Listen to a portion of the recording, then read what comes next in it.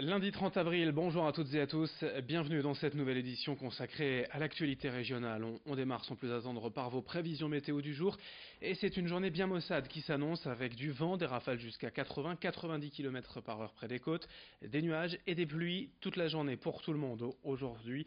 Un temps difficile avec en prime des températures en baisse, moins de 10 degrés pour les maximales. C'est Lille qui aura la palme tout de même avec 9 degrés cet après-midi, mais on aura 8 degrés à peine à Saint-Omer et à Quélé et 7 petits degrés seulement à Boulogne et Dunkerque. N'oubliez pas de vous couvrir aujourd'hui sous la pluie et un temps frais.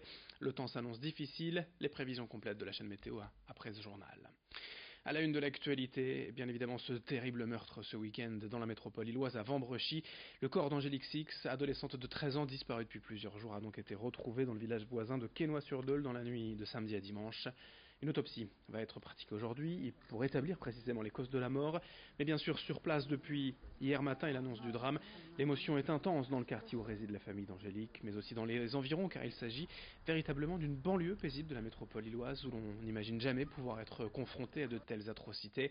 Xavier Silly s'est rendu auprès de l'adjoint au maire de Vambrechy qui évoque les hommages à venir sur place. Nous organisons, en accord avec la famille et en lien avec les amis des parents, une marche blanche mardi 1er mai à 14 h, place Général de Gaulle à Vambrechy.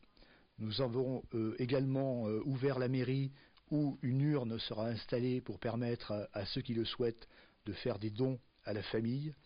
Et je suis sûr que la région dans son ensemble se montrera solidaire de cette famille dans la douleur et dans la peine extrême. Concernant l'enquête, après un appel à témoins diffusé la semaine dernière pour disparition inquiétante, la police a recueilli d'abord le témoignage d'un garçon de 10 ans ayant vu Angélique suivre un homme dans la rue. Le principal suspect, interpellé ensuite samedi, a rapidement reconnu les faits en garde à vue et c'est lui qui a conduit les enquêteurs à l'endroit où il avait abandonné le corps d'Angélique. Il s'agit donc d'un homme âgé de 45 ans, père de 2 enfants et habitant également Vambrechy, qui connaissait la victime. Son casier judiciaire fait état surtout d'une précédente condamnation pour viol datant de 1996. L'individu était d'ailleurs inscrit au fichier judiciaire national des auteurs d'infractions sexuelles.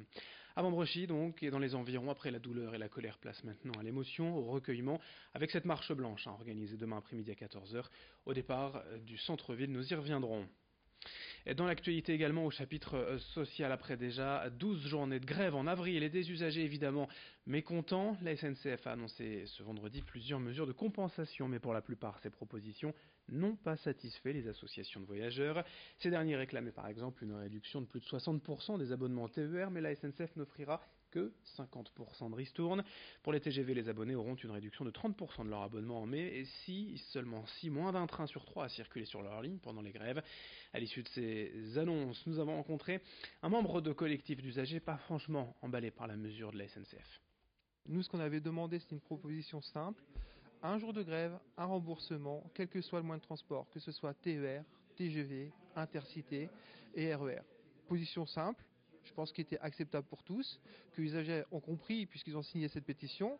Je pense qu'aujourd'hui, la SNCF l'a pas compris. Ce qu'on va demander simplement aux usagers du TER et du RER et aussi, bien sûr, des TGV, c'est de continuer à se mobiliser aujourd'hui, continuer à porter cette pétition, demander au président de région de continuer à faire pression au conseil de la SNCF pour qu'enfin, il y ait une solution qui soit acceptable, acceptée par les usagers et qui soit évidemment mise en place par la SNCF. Autre actualité en images, vendredi soir, l'ouverture à Lille du Festival international Sérimania. Pour rappel, l'événement était organisé d'abord à Paris, mais se délocalise donc jusqu'au 5 mai dans la capitale des Flandres. Au programme, une centaine de projections de séries, des rencontres avec les acteurs, les réalisateurs et scénaristes. Pour l'inauguration vendredi au Tripostal, vous le voyez, Françoise Nyssen, ministre de la Culture, était présente aux côtés de Martine Aubry, maire de Lille, et de Xavier Bertrand, président des Hauts-de-France. Tous ont testé ces casques de réalité virtuelle pour se plonger au cœur des séries, mais aussi des décors ont été reproduits au Tripostal, des productions françaises comme Baron Noir ou américaines avec Stranger Things. Il y en a pour tous les goûts, pour se plonger dans cet univers désormais culte de certaines séries. Présentation au micro de Xavier Silly avec Françoise Nyssen, la ministre. Aujourd'hui, on est à Lille et on se réjouit d'accueillir ce premier festival international. Lille a été choisie, c'est comme le disait la maire de Lille, ça a été un jury, ça a été sélectionné et tout ne doit pas se passer dans le sud.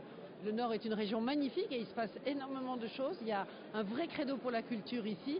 Et je suis extrêmement heureuse d'être aujourd'hui dans un festival qui soutient la création, exigeante, populaire et qui fait la fierté de la France. Parce que je ne sais pas si vous savez que l'année passée, 88% des meilleures audiences, c'était de la fiction française sur les chaînes audiovisuelles, sur les chaînes de télévision.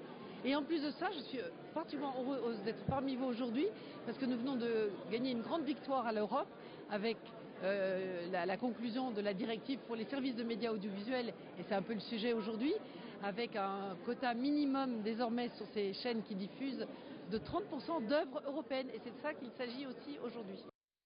Dans cette édition également, après sa victoire mercredi dernier en finale de Top Chef saison 9, Camille Delcroix, le second de cuisine du Merin à Bune dans le Pas-de-Calais, est retourné chez lui entouré des siens au château de Beaulieu. C'est là que nous l'avons rencontré vendredi midi. Le jeune homme de 27 ans voit la célébrité lui tomber dessus d'un seul coup, mais il reste humble et simple, comme il a été durant les 13 semaines de compétition. Alors forcément, cette victoire dans l'émission devrait lui ouvrir de nouvelles portes, mais lui veut d'abord franchir les étapes une à une et profiter de ce succès. Vincent Vieillard et Brieux Gorchy étaient à ses côtés. À Bune, donc, entrèrent sur la liste et Béthune, on l'écoute.